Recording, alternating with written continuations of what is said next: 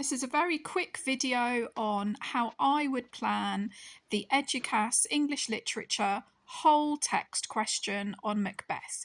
And for this video, we're looking at the theme of power. Whenever you've got a theme question, there are 4 things that you need to make sure you're planning. Firstly, you need to define the concept of that theme. What does it mean for you for your essay? Then, as with all of the essays, you're going to track through the text and plan what you're going to say about all of the key moments. And you're going to talk about the author's purpose and the reader or the audience's reaction. So here you can see I'm just doing a quick mind map of all of the different ways that power is shown in Macbeth. Physical power, Lady Macbeth's power to manipulate, the witches and the supernatural, power and kingship, all of those ideas I've got down on paper ready to use. Then I'm going to do a subheading for Act 1, and I'm going to go through the key moments in Act 1 and think about how power is shown.